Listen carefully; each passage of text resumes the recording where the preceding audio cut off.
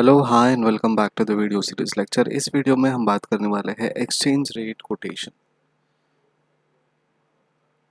So exchange rate quotations are nothing but currency pairs and the rate of exchanges. Every foreign exchange transaction is an exchange between a pair of currency. Each currency is denoted by a unique three-character international standardization organization ISO code, right? Example, GBP represents sterling and USD the dollars. So currency pairings are expressed as two ISO codes separated by division symbols. Example, GBP divided by USD. The first representing the base currency and the other the secondary currency or quoted currency. The rate of exchange is simply the price of one currency in terms of another. Base currency is the one you are buying or selling. So currencies exchange rate quotations में आपकी currency pair होता है और rate of exchange होता है। ये हर foreign exchange transaction में होता है जब दो पेयर ऑफ एक करेंसीज एक्सचेंज होता है एक दूसरे के साथ। हर एक करेंसी डिनोट करता है एक unique three character international standardization organization के साथ। ठीक है, तो आईएनआर जब बोलता है तो आईएसओ है, वो इंटरनेशनल स्टैंडर्डाइजेशन ऑर्गेनाइजेशन के तीन कैरेक्टर्स है। जैसे कि यहाँ पे एग्जांपल है जीबीपी जो रिप्रेजेंट्स करता है स्टर्लिंग को एंड यूएसडी यूएस डॉलर्स को। और ऐसा जो करेंसी पेयरिंग है वो एक्सप्रेस किया जाता है टू आईएसओ कोड्स में सेपरेटेड बाय डिवीजन। अब ऐसे जो कोड्स है वो पेयर होते हैं दो आईएसओ कोड्स में, मतलब एक कंट्री का आईएसओ कोड और दूसरे कंट्री का आईएसओ कोड। जैसे कि जीबीपी डिवाइडेड बाय यूएसडी। और ये जो जीबीपी है वो बेस करेंसी रिप्रेजेंट करता है और जो यूएसडी है वो सेकेंडरी करेंसी या फिर कोटेड करेंसी को रिप्रेजेंट करता है। The rate of exchange is simply the price of one currency in terms of another. और ये जो rate of exchange है वो simply किसी एक currency का term है, ठीक है। और वो rate of exchange जो है वो in terms of another currency हम लोग denote करते हैं, ठीक है, एक दूसरे के against में। Then base currency is the one you are buying or selling. हमारा जो base currency है वो आप इधर buy कर रहे हो या फिर आप इधर sell कर रहे हो। जैसे कि एग्जांपल है हमारे पास GBP divided by USD is equal to 1.5545 denotes that one unit of sterling, that is the base currency, can be exchanged for 1.5545 US dollars, the secondary currency. So exchange rates are usually written to four decimal places with the exception of Japanese yen which is written in two decimal places. तो बाकी के जो भी currencies है ना उनका जो decimal होगा वो फोर डेसिमल्स में होगा, फोर न्यूमेरिकल डेसिमल्स होंगे। लेकिन जापानीज येन की जब बात करते हैं तो सिर्फ दो न्यूमेरिकल डेसिमल्स हम लोग कंसिडर करेंगे। The rate to two out of four decimal places is known as big figure, while the third and fourth decimal places together measures the point or pips. अब तो ये रेट जो है दो decimals में जाता है तो उसको बिग नंबर बोलते हैं और जो थर्ड एंड फोर्थ प्लेस जब जाता है तो उसको हम लोग पॉइंट्स या पिप्स कहते हैं। जैसे कि जीबीपी डिवाइडेड बाय यूएसडी 1.5545, यहाँ पे बिग फिगर इज 1.55 और जो 45 है वो थर्ड एंड फोर्थ डेसिमल है जिसको हम पॉइंट और पिप भी कह सकते हैं। अब कॉमन करेंसीज क्या है? यूएसडी यूएस डॉलर है, एचकेडी हांगकांग डॉलर्स है, euro euro currency, JPY Japanese yen, GBP British pound, CHF Swiss franc, CAD Canadian dollar, एसजीडी Singapore dollar, AUD Australian dollar, RMB Chinese renminbi, INR Indian rupee.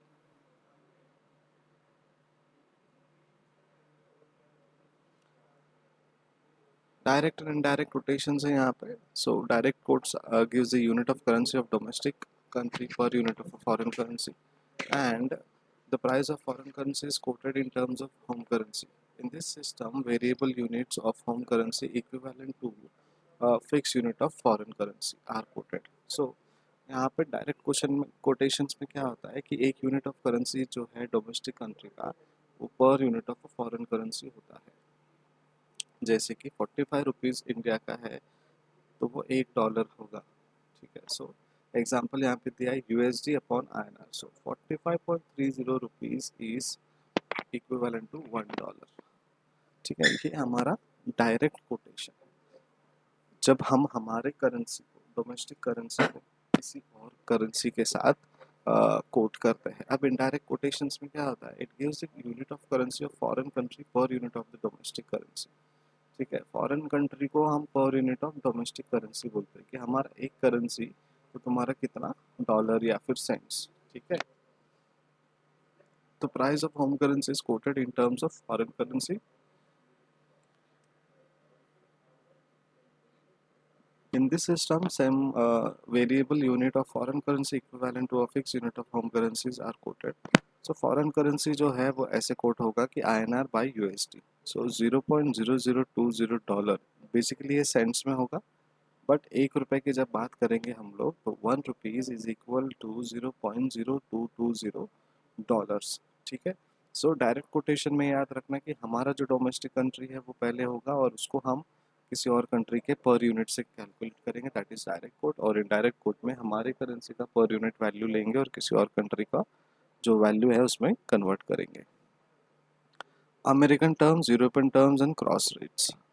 अब यहाँ पे तीन चीज़ दिए है, तो exchange rate quoted in American terms. American terms में जब हम लोग एक्सचेंज रेट्स लेते हैं तो USD becomes a quoted currency. ठीक है, तो यूएसडी होगा हमारा कोटेड करेंसी, तो INR divided by USD is equal to 0.0220 dollar per rupees. Rupees मतलब एक रुपया। ठीक है, और जब पर डॉलर लिखते हैं तो हर एक डॉलर पे हमारा इतना वैल्यू होता है। ठीक है, then exchange rate quoted in European terms, USD becomes the base currency, for example USD divided by INR। European terms में अगर हम बात करेंगे तो इस तरीके से हम लिखेंगे, तो 45.30 रुपीज़ डिवाइडेड बाय $1। यहाँ पे जो 45 लिखा है वो एग्जाम्पल है, एंड करेंट मार्केट प्राइस जो है वो लगभग 75 तक चल रहा है। और दूसरा एग्जाम्पल है कि USD divided by CHF, so 1.4550 CHF divided by $1।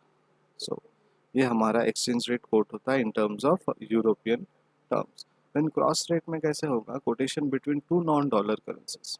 ठीक है, अब ध्यान दीजिएगा, अमेरिकन टर्म्स की जब बात करते हैं तो वहाँ पे डॉलर है, यूरोपियन टर्म्स की जब बात करते हैं तो वहाँ पे भी डॉलर है, लेकिन जब हम क्रॉस रेट की बात करते हैं तो it is between non dollars, two non dollars, तो GBP by INR, so 90.4587 rupees divided by 1 pound. ठीक है, एक पाउंड का रुपीज़ 90 है।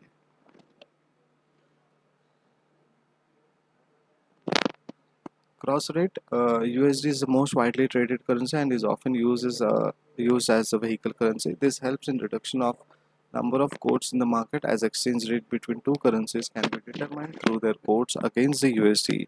Any quote not against the USD is a cross quote.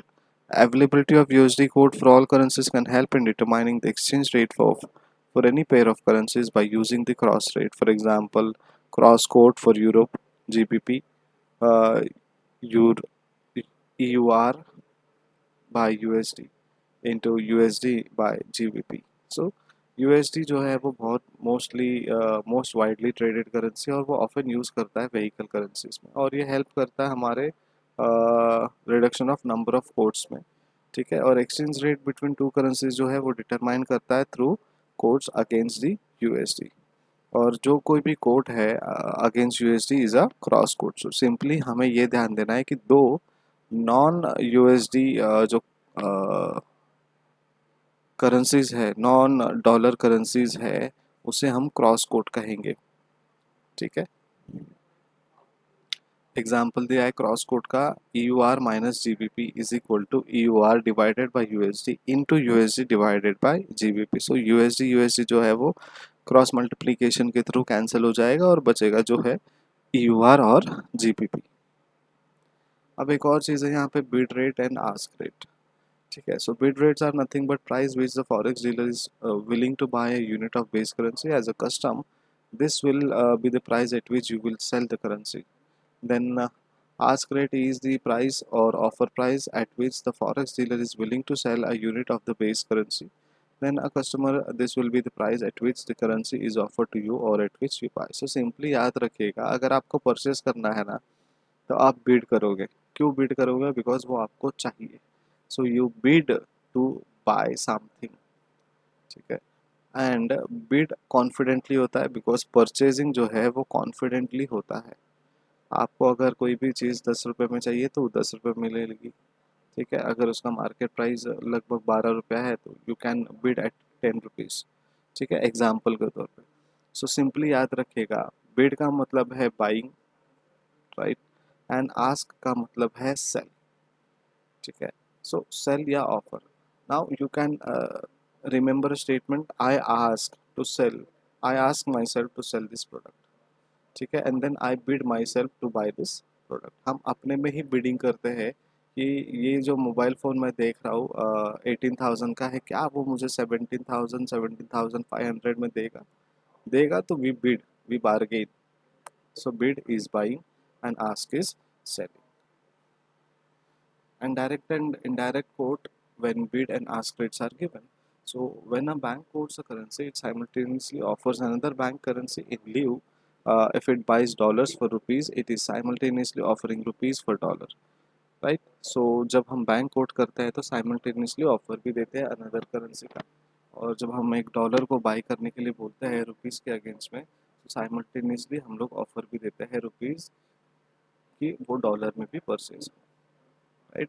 So simultaneously दोनों का कोटेशन हम देते हैं। So for example, if a bank quotes bid rate at spot for dollar as USD divided by INR, bid is equal to rupees 35.50 per dollar. It is buying dollar at this rate. Recall that base currency is the one being traded, ठीक है।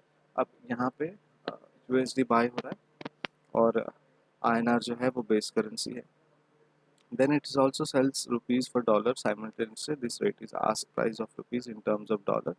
In indirect quotes, USD by INR bid $35.50 is equal to ask price of rupees in indirect quote. So यहाँ पर direct and indirect quote है, USD by INR ask is equal to $1 per S, ठीक है। यहाँ पे हम लोग वो करेंसीज डिनोट करते हैं। Then USD by INR is bid is equal to 1 divided by dollar. So INR by USD अगर आस्क बोलेंगे तो वो बिड भी होगा और बिड बोलेंगे तो वो आस्क होगा। So direct and indirect quotations हमारे होंगे।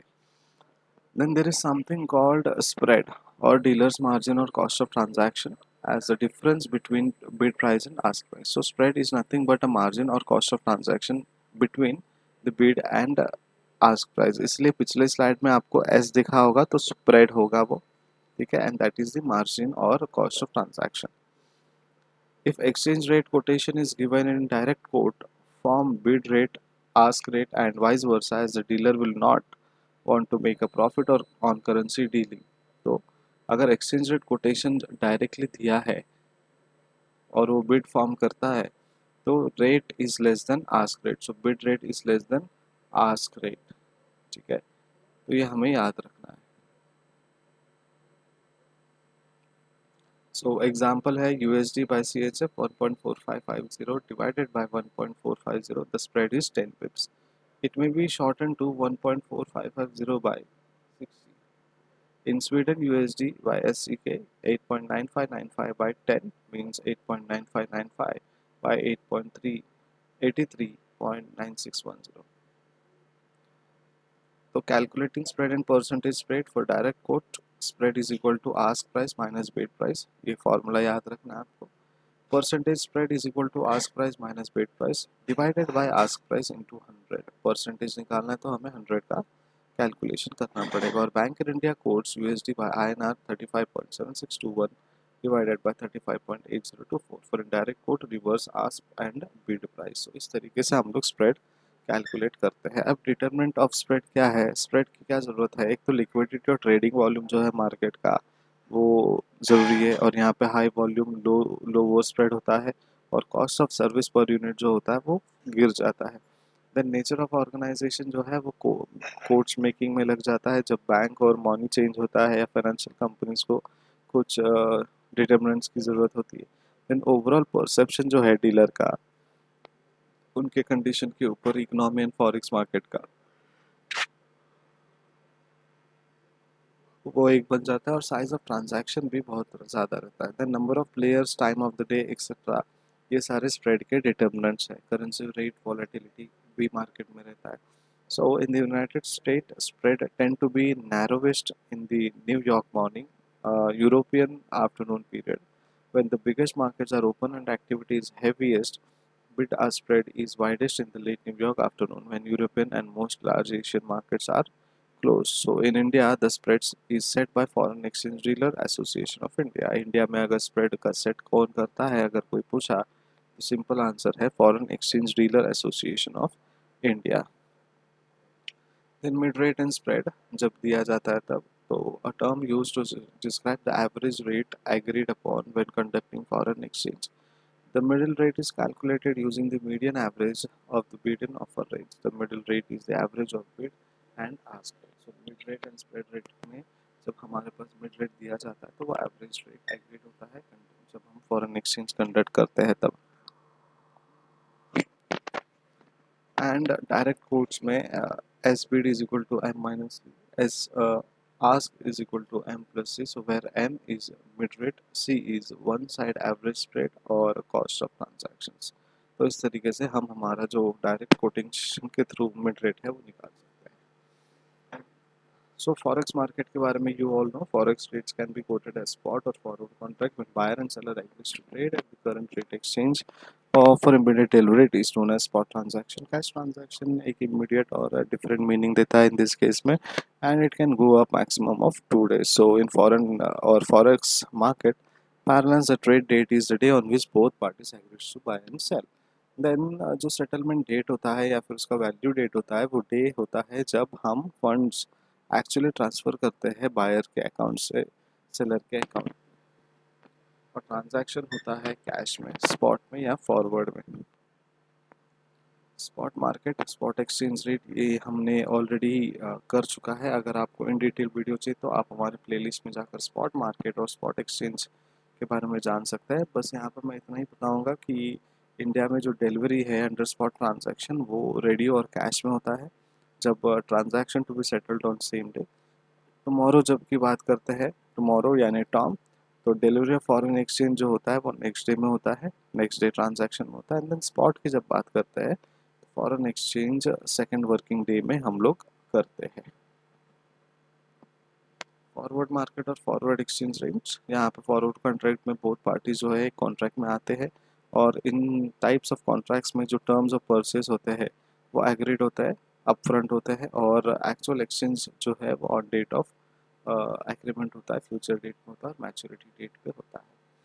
सपोज एक ट्रेड डेट है, Indian exporter agrees to sell euro 1000 and receives INR 72450 on the maturity date.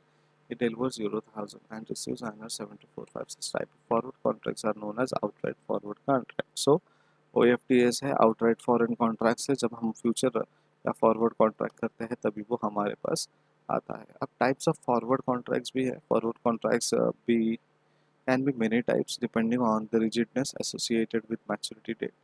और फिक्स मैच्योरिटी कॉन्ट्रैक्ट होता है, मैच्योरिटी डेट इज़ फिक्स, जहाँ पे पेमेंट और रिसीट जो होता है और मैच्योरिटी डेट पे होता है। देन पार्शली ऑपरेशनल या फिर ऑप्शनल कॉन्ट्रैक्ट्स है जो फ्लेक्सिबिलिटी देती है। यहाँ पे कॉन्ट्रैक्ट जो है 3 डेट्स के होता है, ट्रेड एग्जीक्यूशन डेट होता है, ऑप्शन डेट होता है और मैच्योरिटी डेट होता है। And on the trade execution date दो पार्टीज जो है एग्रीज करती है एक्सचेंज रेट के लिए, और एडिशनल जो पार्टीज है वो सेटल करती है transaction during the option start date and on और बिफोर मैच्योरिटी डेट। तो सिंपली का है तो मैच्योरिटी डेट जो है वो स्पैन है cross days other than a single days. तो मैच्योरिटी डेट में एक लंबा समय चला जाता है। In fully optional contract, contract में and any time during the life of the contracts, any time during trade execution date and maturity date. So fully optional contract है वो। एंड स्पॉट कॉन्ट्रैक्ट्स में हम फॉरवर्ड करते हैं और जब actual settlement होता है वो 2 बिजनेस डेज में ख़त्म कर देते हैं हम लोग ट्रांजैक्शन और मैच्योर कर देते हैं एग्रीमेंट को। फॉरवर्ड मार्केट प्रीमियम डिस्काउंट में हम जो करेंसी है वो सेल करते हैं तो फॉरवर्ड डिस्काउंट जब हम कोई भी करेंसी का वैल्यू लोअर टर्म्स में देता है। तो सिंपल हम यहाँ पे जो है अगर $1 ₹35 का है तो और वो हम ₹31 में ₹34 में दे रहे हैं तो हम डिस्काउंट में दे रहे हैं, दैट इज़ फॉरवर्ड डिस्काउंट। अगर $1 ₹35 में है बट वी आर कलेक्टिंग और we are selling at 37 rupees, तो वो हमारे लिए प्रीमियम है। सो जो हमारा मार्केट प्राइस है उससे ऊपर जाएगा तो प्रीमियम, और उससे कम आएंगे तो हम डिस्काउंट में फॉरवर्ड कॉन्ट्रैक्ट कर रहे हैं। अगले वीडियो लेक्चर में हम बात करेंगे अलग अलग practices of writing the quotations. Till then, take care, bye bye, see या।